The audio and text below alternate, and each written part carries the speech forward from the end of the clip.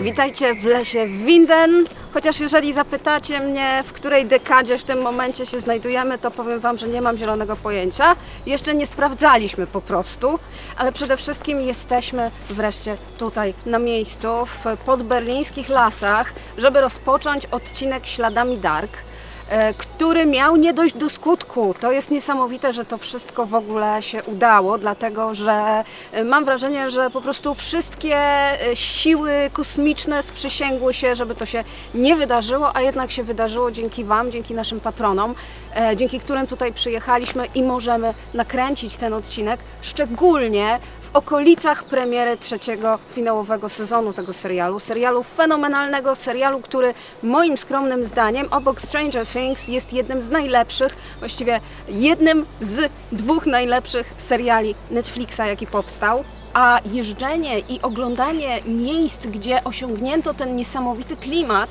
to jest prawdziwa przyjemność, szczególnie, że naprawdę te miejsca istnieją, naprawdę są bardzo klimatyczne i naprawdę zobaczycie, że nie trudno je znaleźć zarówno w samym Berlinie, jak i w jego okolicach.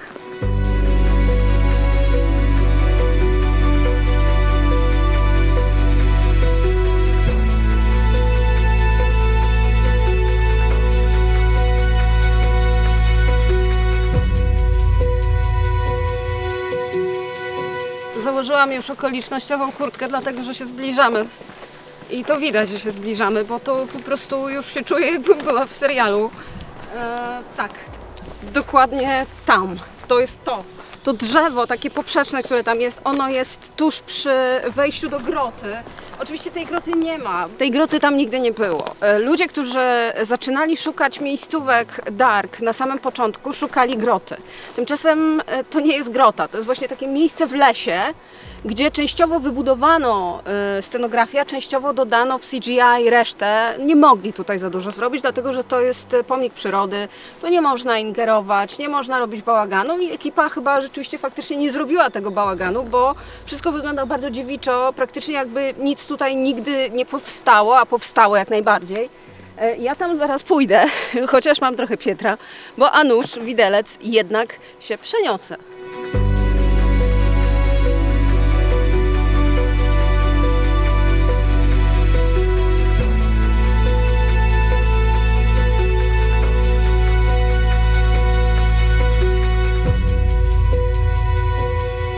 Tutaj gdzieś były te jakieś porzucone kanapy. Tutaj, oczywiście tak. Zależy w której dekadzie. No i od wielu innych rzeczy też zależy, ale nie będę Wam mówiła. Uwaga, idę. Jak zniknę, to zniknę. Idę.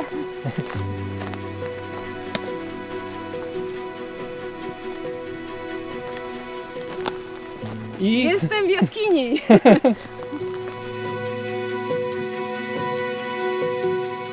A teraz wychodzę z jaskini i nie wiem, w którym roku się znajdę. Zaraz będziemy sprawdzali, czy nam komórki działają. Nie mam zasięgu, więc wszystko jest możliwe.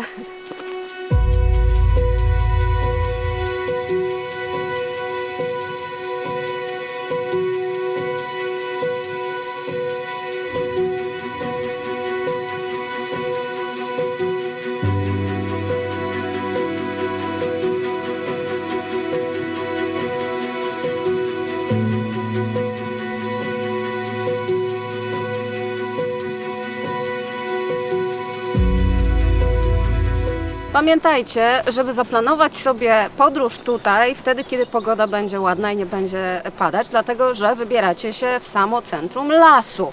I w tej okolicy są dwie bardzo ważne miejscówki, a ta druga to jest ten domek.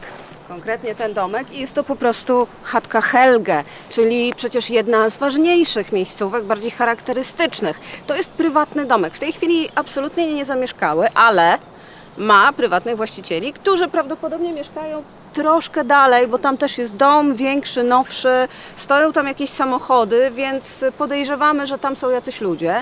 Dlatego jeśli tu przyjedziecie, to uszanujcie ich prywatność i nie róbcie im tłumów dzikich w tym miejscu. Natomiast sama chatka jest bardzo dobrze wyeksponowana. Można sobie tutaj zrobić mnóstwo zdjęć. co zresztą uczyniliśmy. Tutaj w ogóle w tym miejscu stawiali samochody. Ci, którzy przyjeżdżali w serialu pod tą chatkę. Nie wiem, jak oni to robili, dlatego że tu jest po prostu piaszczysta droga i bardzo ciężko tutaj wjechać czymkolwiek. Ciężko się nawet idzie. Natomiast osobiście musiałam sprawdzić, czy jest zejście do schronu. Niestety nie ma.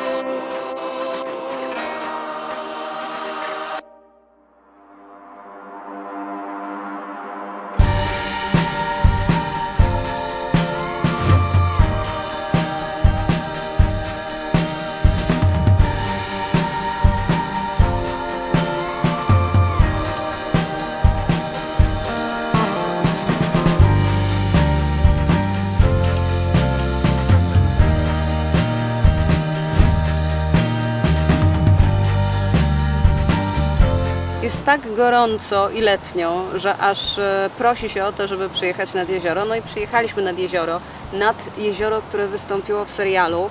I tutaj, nad tym jeziorem, rozegrało się mnóstwo scen. Tam, gdzie leży ten krokodyl, siedziała Marta i rozmawiała z Jonasem, najpierw z jednym, potem z drugim. Tam obok też jest plaża, gdzie siedział Magnus z Franciską. Tu w tej wodzie pływali bohaterowie, ponieważ to są jeziora, gdzie normalnie można pływać. Woda jest czysta i rzeczywiście okoliczni mieszkańcy przyjeżdżają tutaj po prostu spędzać sobie wolny czas.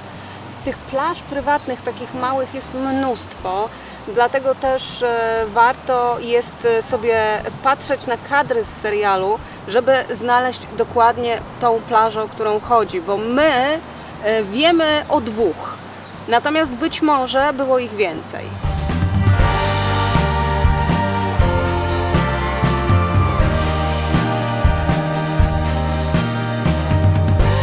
Planując sobie podróż śladami Dark po Berlinie i okolicach, musicie mieć świadomość tego, że nie wszędzie uda Wam się dostać. To, że ktoś był w jakimś miejscu, wcale nie oznacza, że to miejsce jest powszechnie dostępne dla wszystkich. I my na przykład odbiliśmy się już od kilku miejsc, chociaż próbowaliśmy w sposób oficjalny. Na przykład wiemy już, że nie pojedziemy do ośrodka szkolenia kierowców, gdzie zlokalizowano tak naprawdę całe Winden, jeśli chodzi o drogi. To tam jest to słynne skrzyżowanie, tam są te asfaltowe drogi, którymi oni nieustannie jeździli, rowerami, samochodami. To jest takie miejsce, które jest niestety niedostępne, zamknięte. My napisaliśmy maila z pytaniem, czy będziemy mogli tam chociaż przez chwilę filmować, odpalić drona, że nie będziemy przeszkadzać. Dostaliśmy odpowiedź, że niestety oni sobie nie życzą nikogo z kamerami, nie życzą sobie żadnych gości. Chcieliśmy nawet zapłacić, oni nie chcą od nas pieniędzy, w związku z czym po prostu odcięli nam całkowicie możliwość pojechania tam.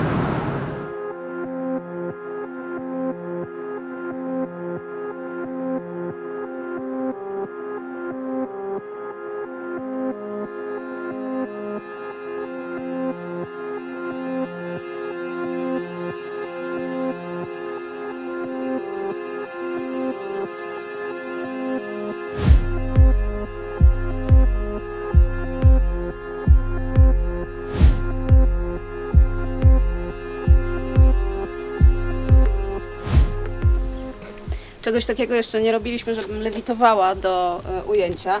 No ale co zrobić? Jesteśmy pod szkołą w Winden, tylko że jesteśmy w niedzielę. Wiecie, doszliśmy do wniosku, że niedziela to jest świetny czas, żeby odwiedzić szkołę, no bo wtedy nie ma dzieciaków i nikomu nie przeszkadzamy. Tylko nie wzięliśmy pod uwagę tego, że ona jest po prostu całkowicie zamknięta i nie możemy tu wejść. Natomiast to, co możemy zobaczyć, to i tak jest chyba wszystko, co moglibyśmy zobaczyć, tylko nie zrobimy sobie efektownej foty na tle tego pięknego, żółtego wejścia. Szkoła wygląda dokładnie tak samo jak w serialu. To jest właściwie gotowy plan zdjęciowy. Tam Magnus jarał szlugi, a właściwie popalał papierosy.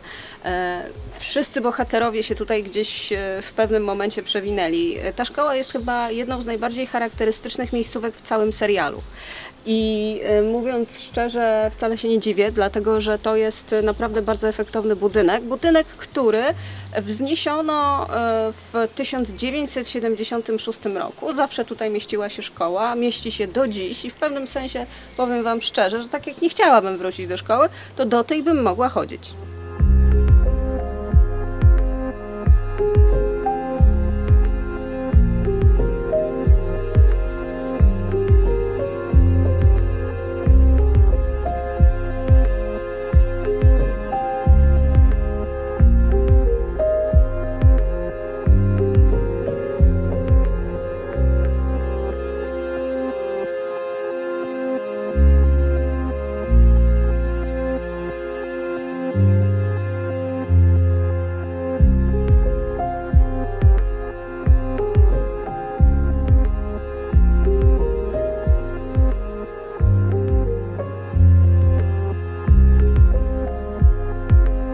Niedaleko Poczdamу znajduje się kompleks budynków bardzo do siebie podobnych, gdzie udało nam się wreszcie zlokalizować ten budynek, o który nam chodziło, a konkretnie ten, który mam za plecami. I jest to po prostu szpital psychiatryczny, w którym przebywał Ulrich, który przeniósł się do lat 50. XX wieku i tam już utknął na dobre. Ten budynek został wybudowany w latach 1904-1906 i początkowo mieściło się tutaj seminarium dla kobiet, a od lat 40., a właściwie od połowy lat 40. mieści się tutaj firma biotechnologiczna, w tej chwili prywatna, która po prostu posiada tą siedzibę na własność.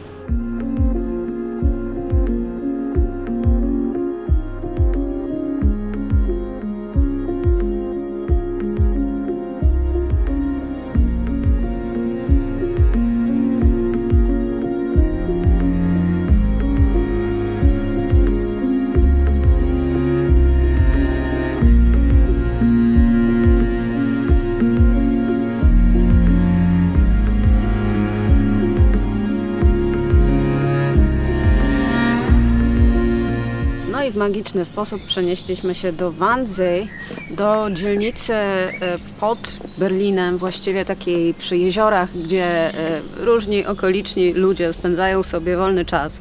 A ponieważ teraz jest niedziela, to naokoło jest mnóstwo ludzi, mimo wszelkiego rodzaju restrykcji. I udało nam się dotrzeć do kolejnej miejscówki. Tą miejscówką jest szpital. Szpital, w którym pracowała Ines. Ten szpital odegrał bardzo znaczącą rolę w serialu. Tutaj między innymi stały ławki, na jednej z tych ławek siedział Mikkel i siedziała z nim Hanna w pewnym momencie, wiem, przepraszam, trochę spoileruję. To jest w ogóle kompleks budynków, które zostały ufundowane w 1947 roku i mieścił się tutaj szpital pulmonologiczny aż do lat 2000. W tej chwili jest już wyjęty z użycia i cały ten kompleks jest taki bardzo dziki, bardzo zielony. Widzieliśmy tutaj też letników, więc być może okoliczne domki są wynajmowane ludziom, ale też jest zakaz filmowania i robienia zdjęć, dlatego dzisiaj po prostu jedziemy full nielegal, w ogóle wchodzimy na tereny zamknięte i tak dalej.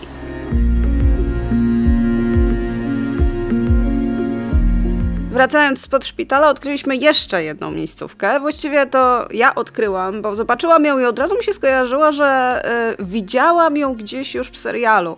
Poprosiłam Janusza, żeby na wszelki wypadek sfilmował, dlatego że on szukał fasady budynku ośrodka opieki społecznej, z którego uciekł Helge. On szukał, a ja przez przypadek znalazłam.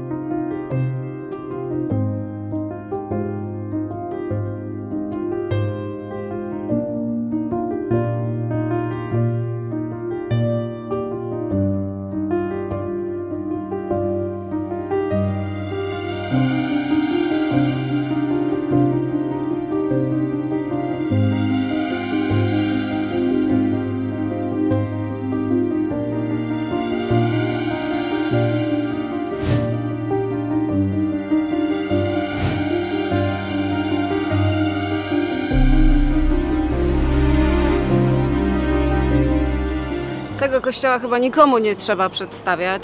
Zaraz obok wejścia do jaskini to jest chyba najbardziej symboliczne miejsce w Dark. To jest kościół, który pojawia się we wszystkich 3 sezonach. Odgrywa tam gigantyczną rolę i co więcej, jest to obiekt, który istnieje w rzeczywistości i w rzeczywistości ma takie wnętrze. To się rzadko zdarza, że ekipa przychodzi i filmuje zarówno z zewnątrz, jak i wewnątrz, a to wnętrze jest absolutnie niepowtarzalne. Jesteśmy na jednym z największych cmentarzy w całej Europie. To jest 10. co do wielkości cmentarz w Europie, 2. co do wielkości w Niemczech. Cmentarz ten wygląda jak przepiękny park, a właściwie jak taki nieco okiełznany przez człowieka las. Jest niesamowicie zielono, jest przepięknie i w centrum tej zieleni stoi właśnie ten kościół, który pełni rolę kaplicy cmentarnej. Kościół ten powstawał w latach 1909-1911 i wtedy już zaczął działać i reprezentuje bardzo nietypowy styl architektoniczny, tak zwany kościół słupowy, budowany właśnie z takich drewnianych słupów. To jest styl, który był bardzo powszechny w Norwegii w średniowieczu, a konkretnie takie kościoły powstawały między X a XIII wiekiem i ten konkretny obiekt jest zainspirowany kościołem, który faktycznie istniał, tak zwanym kościołem Wang.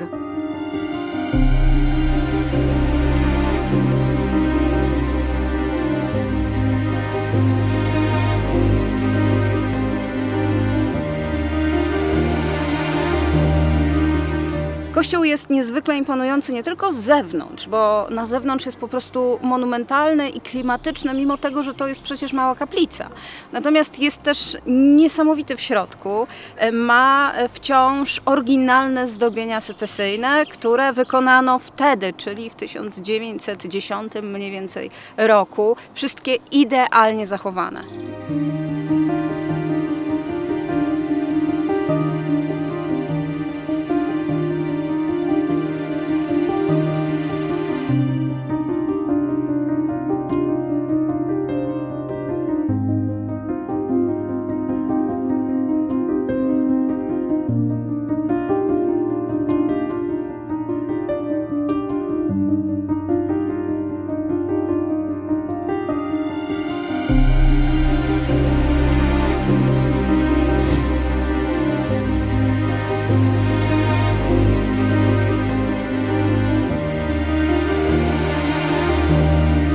Naprawdę jestem pod ogromnym wrażeniem, jak bardzo poświęcali się ludzie z ekipy Dark, żeby dotrzeć na plany w najbardziej niedostępnych miejscach w okolicach Berlina, bo to miejsce jest po prostu trudno dostępne. Żeby się tutaj dostać, trzeba zejść po takich bardzo stromych, drewnianych schodkach.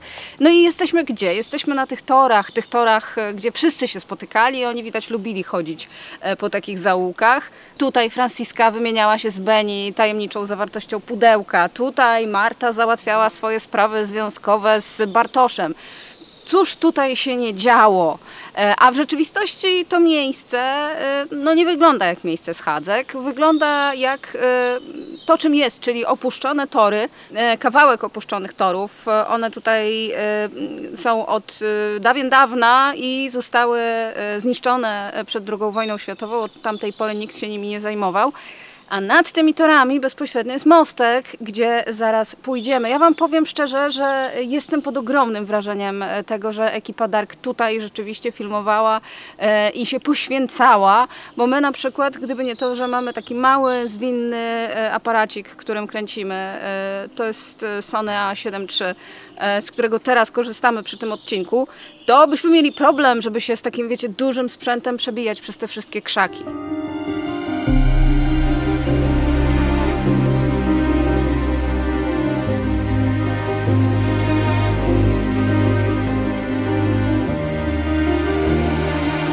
Podróżując śladami Dark po Berlinie przekonaliśmy się o jednej ważnej rzeczy, że żeby nakręcić świetny, klimatyczny serial wcale nie trzeba mieć gigantycznego budżetu. Nie trzeba jeździć po całym świecie za miejscówkami, za lokacjami. Wystarczy mieć dobre oko, świetny scenariusz i umieć budować klimat, ponieważ większość tego, co widzimy jako Winden, to są miejsca bardzo blisko od siebie położone. To są miejsca niepozorne, jak na przykład ten mostek. To jest mostek w środku lasu, po którym jeżdżą rowerzyści. To jest mostek, który nazywa się bardzo dumnie i szumnie Królewską Drogą. XVIII-wieczny mostek, który został tutaj wybudowany, żeby król pruski mógł sobie nim przejeżdżać. I w tej chwili nie jeździ nim już oczywiście żaden król pruski, tylko mnóstwo rowerzystów.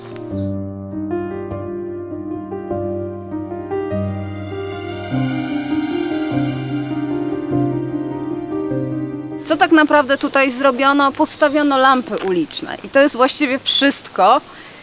Cały klimat tego miejsca to jest jego prawdziwy klimat, no być może trochę bardziej mroczny, bo my jesteśmy w tym momencie w słoneczny dzień, latem, a widzieliśmy tutaj między innymi na przykład spotkanie Bartosza z Noa. Noa tutaj podjechał samochodem, Bartosz wsiadł do tego samochodu, było naprawdę groźnie. Widzieliśmy tutaj bohaterów, którzy przy tamtej barierce zostawiali rowery. Generalnie toczyło się tutaj bardzo mroczne życie Winden, a na co dzień wcale tak mrocznie nie jest.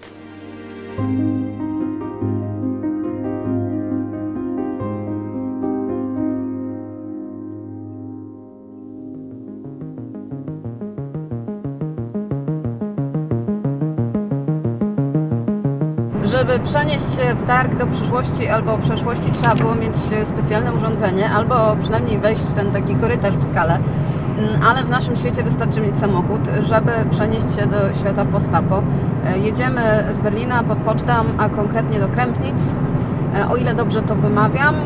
I nie mamy pewności, że nam się uda tam wejść, bo to jest trochę urban exploring. Trzeba będzie pokonać co najmniej jeden płot.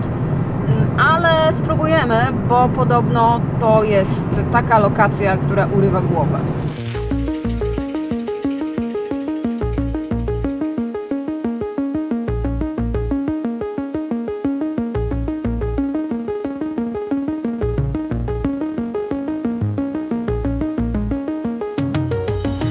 Trzeba się popsikać na komary, bo podobno gryzą.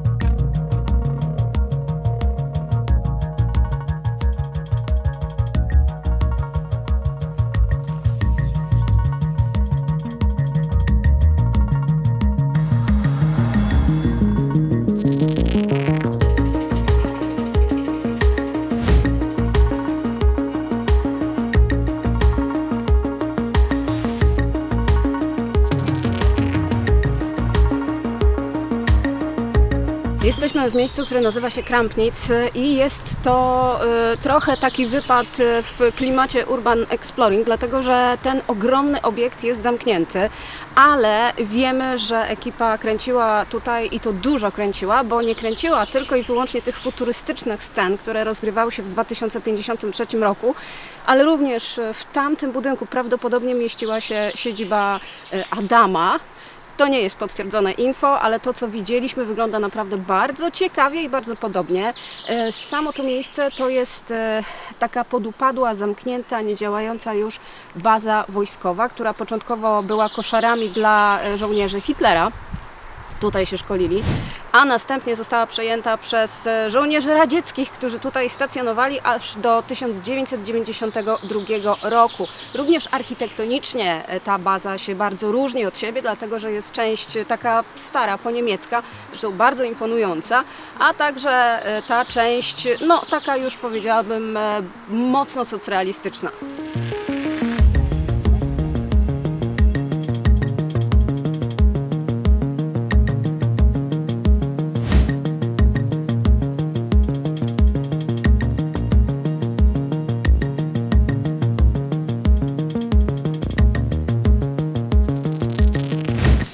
Tego nie róbcie.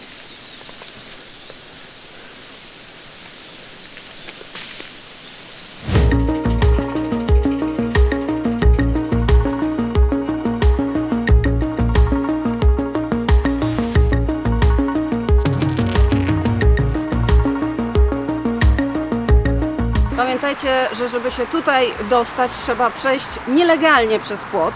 Dlatego nie zachęcamy każdego, abym powiedziała nawet, że zniechęcamy. Nam też nie udało się znaleźć wszystkich miejscówek, o które nam chodziło, chociaż spędziliśmy tutaj chyba ze 2 godziny klucząc, bo to jest absolutnie ogromny obiekt, gdzie w tej chwili będą prowadzone już jakieś prace budowlane. W związku z czym są płoty, są ogrodzenia, jest naprawdę trudno to wszystko sforsować i przede wszystkim trudno jest przez to wszystko przejść na piechotę w jakimś takim stosunkowo krótkim czasie.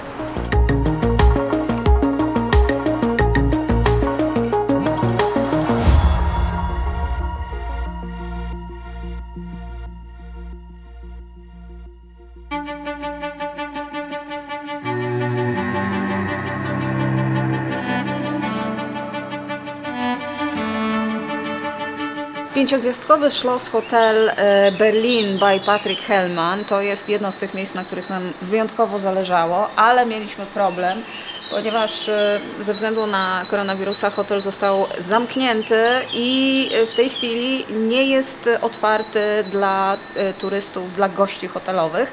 Dzięki uprzejmości managementu tego hotelu możemy tutaj wejść i tą przestrzeń, to wnętrze mamy właściwie na wyłączność, więc możemy sobie tam nagrać to, na czym nam najbardziej zależy, a zależy nam na wnętrzu, które znajduje się w lobby, ponieważ tam ekipa Dark filmowała hotel Reginy. Tutaj on się właśnie znajdował. Jak to wszystko wyglądało, zobaczycie za chwilę. Natomiast zanim tam wejdziemy, to chciałabym Wam jeszcze powiedzieć coś na temat tego nieprawdopodobnie pięknego, wielkiego i efektownego budynku.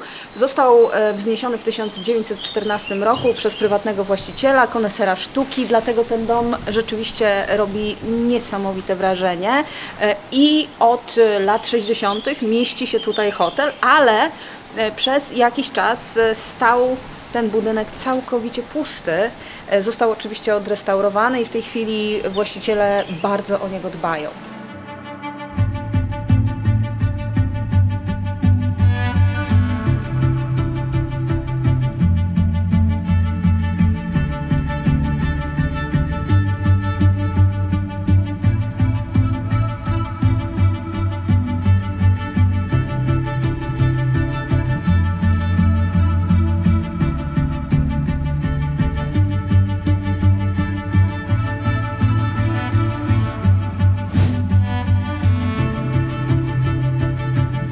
Znajdując się w Schloss Hotel Berlin, na pewno będziecie szukali tej słynnej sali, a właściwie tego słynnego lobby, w którym stała Regina.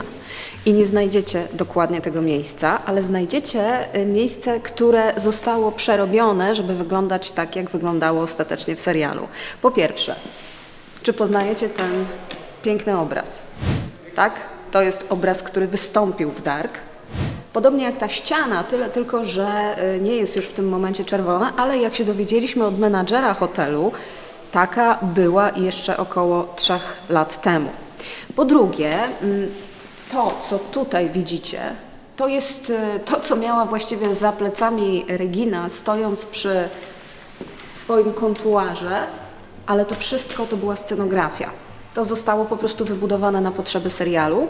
Natomiast na przykład te niesamowite dębowe drzwi też pojawiły się w kadrze. To jest wejście do baru, który tutaj zawsze był.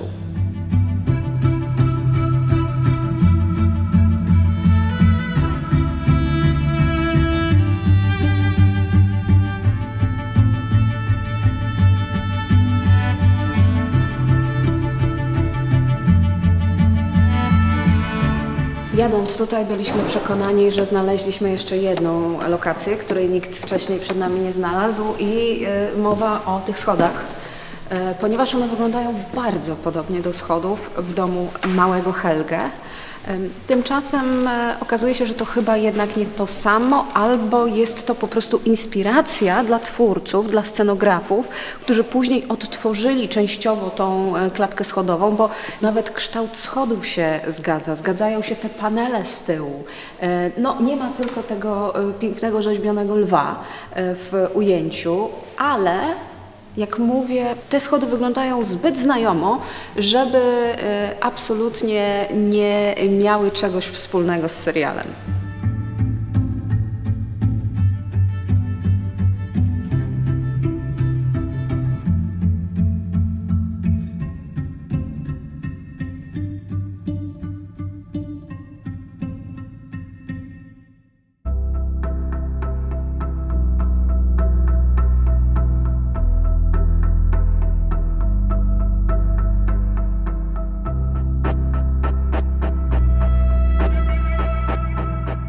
Miejsce, w którym się w tym momencie znajdujemy, to oczywiście brama elektrowni atomowej w Winden. Pewnie widzicie to za moimi plecami. Brakuje tylko jednej najważniejszej rzeczy, mianowicie 2 wielkich kominów. To właściwie nie jednej, tylko 2. Tych wielkich kominów, które tam zawsze dominowały, one oczywiście zostały dodane w CGI. A co to za miejsce?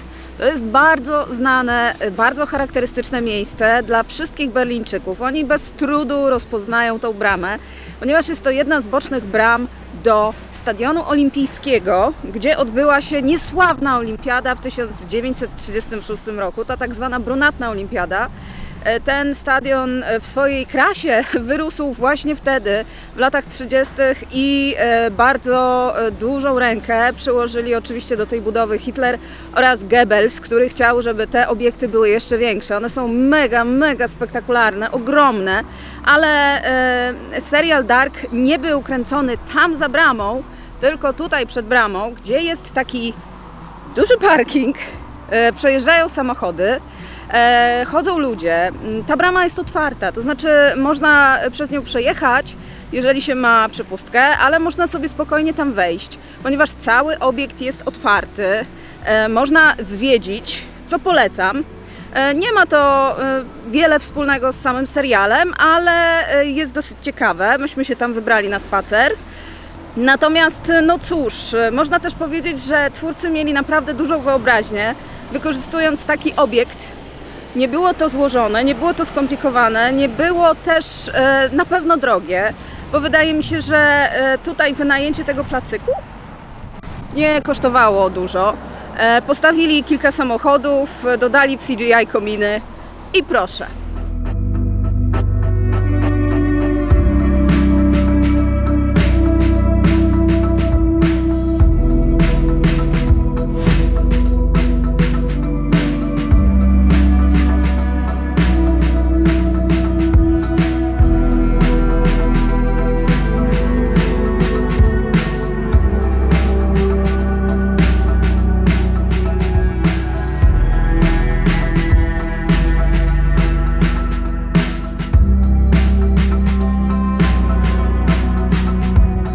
Nie jest to żadna super ważna miejscówka z punktu widzenia całego serialu, ale jeżeli chcielibyście na przykład wpaść odwiedzić rodzinę Nielsenów, czyli Trontę i Janę, czyli rodziców Ulricha, no to tutaj, to jest dokładnie to osiedle. Oczywiście mieszkanie samo nie było tutaj filmowane, prawdopodobnie było filmowane w studio, ale tutaj kręcono tak zwany establish, czyli właśnie to miejsce, które ma się Wam konkretnie kojarzyć.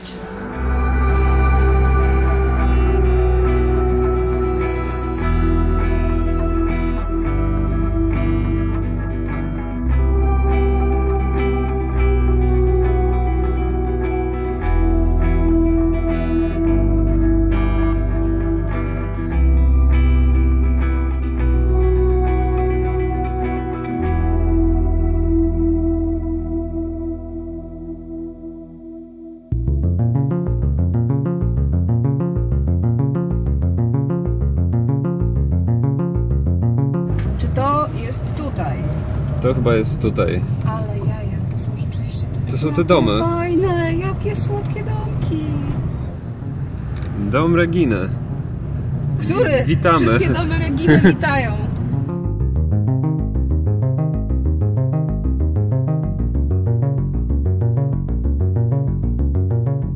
To absolutnie klimatyczne miejsce, to jest osiedle, na którym mieści się w serialu i w rzeczywistości domek Claudii Tiedemann. On się pojawia w serialu w różnych latach, ale pojawia się również na billboardach. Tam w latach 50. są billboardy, gdzie dokładnie te domki odtworzono. Żeby było ciekawiej, to te domy rzeczywiście zostały wybudowane w latach 50., konkretnie w latach 56-57 dla amerykańskich oficerów, którzy tutaj stacjonowali tuż po II wojnie światowej. To jest teren byłego Berlina Zachodniego. My wiemy, który domek należał do Klaudii, ale Wam nie powiemy, bo nie chcemy tutaj nasyłać dużej ilości osób, które będą sobie pod tym konkretnym domkiem robiły zdjęcia, ale całe to osiedle wygląda identycznie i to są rzeczywiście takie bardzo amerykańskie domki. Niesamowicie fajne, bardzo ładne. Do lat 90. mieszkali tutaj rzeczywiście Amerykanie. Konkretnie w 94 roku wyjechali ostatni i wtedy domki te przeszły we władanie Niemców. Oni teraz po prostu są prywatnymi właścicielami. Dlatego jesteśmy tutaj nieco z przyczajki, jak to zwykle bywa, kiedy chodzimy komuś pod dom, ale osiedle jest po prostu prześliczne.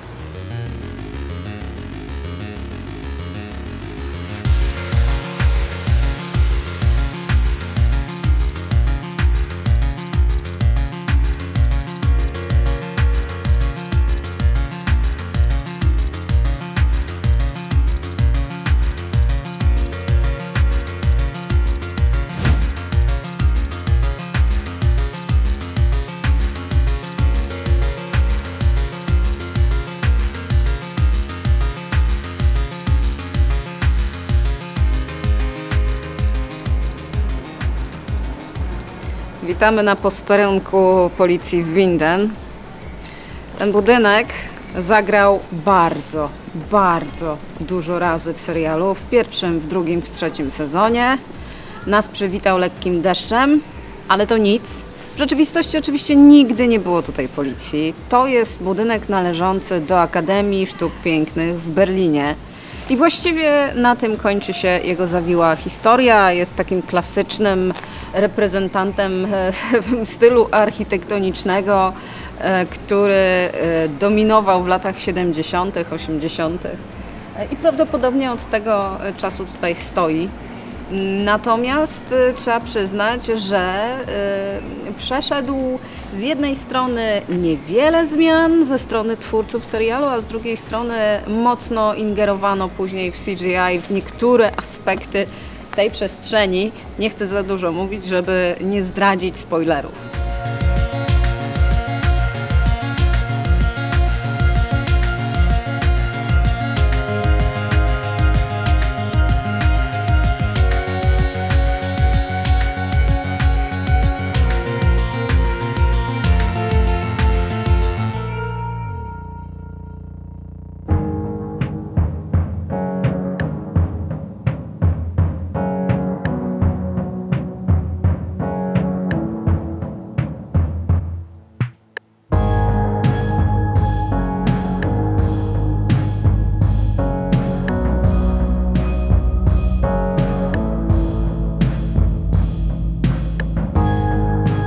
To, co trzeba przyznać producentom, którzy zajmowali się wyszukiwaniem lokacji do Dark, to to, że udało im się to zrobić świetnie, wykorzystując to, co Berlin ma do zaoferowania. Berlin i takie tereny podmiejskie.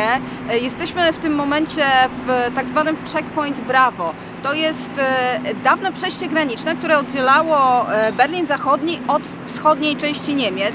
To było miejsce, które zostało wybudowane w 1969 roku i oczywiście już w tym momencie od bardzo dawna, od zjednoczenia Niemiec, nie działa jako przejście graniczne, natomiast działa jako prywatny parking, więc tutaj jest mnóstwo ciężarówek, miejsce w pewnym sensie tętni życiem i tutaj stała przyczepa Beni i stały również ciężarówki, w związku z czym wyobraźcie sobie, że to jest naprawdę pokrewna miejscówka właściwie, no z tą różnicą, że oczywiście ten parking nie mieści się w Winden, ani na przedmieściach Winden, tylko mieści się w Berlinie, właściwie na obrzeżach samego miasta.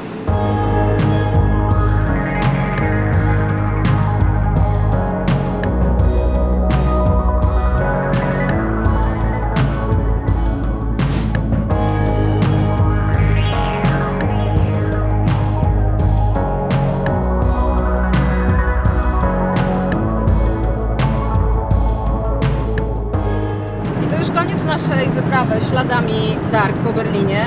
Jesteśmy właśnie w trakcie jazdy do domu Wyjechaliśmy rano i kierujemy się w stronę Warszawy. Trasa Warszawa-Berlin około 6-6,5 godziny jazdy, także nie aż tak bardzo daleko, bardzo komfortowa droga. Oczywiście jesteśmy po nagraniu całego materiału, jesteśmy bardzo zadowoleni. Udało nam się zrealizować plan maksimum w 99%. I to, co jest najważniejsze, to to, że to się w ogóle udało zrobić, a udało się w ogromnym stopniu dzięki Wam, Waszemu wsparciu. Także bardzo serdecznie dziękujemy naszym patronom z Patronite, patronom i patronkom, wszystkim osobom, które chciały się chociaż trochę dołożyć do tego wyjazdu, który jeszcze niedawno, jeszcze miesiąc temu wydawał się nie do zrealizowania. Teraz wiemy już, że warto było. Myślę, że to jest wyjazd dla każdego, że każdy może sobie coś takiego zaplanować i nawet jeżeli nie chcecie zobaczyć wszystkich tych miejscówek, to wybierzcie się chociaż na chwilę i poświęćcie ze 2-3 dni na to, żeby pojechać w te najciekawsze miejsca, które sobie wybierzecie. My udostępnimy mapkę z miejscówkami, to też jest ważne. No i cóż, mogę Was serdecznie zaprosić do odwiedzania tych miejsc, podziękować Wam raz jeszcze, a my spokojnie udajemy się do domu i zabieramy się za montaż. Jeżeli podobał Wam się ten dzisiejszy odcinek, no to oczywiście koniecznie zostawcie lajka, subujcie nasz kanał, możecie się też tym wideo dzielić i ogólnie trzymajcie kciuki za dalsze odcinki Śladami Seriali. Dzięki!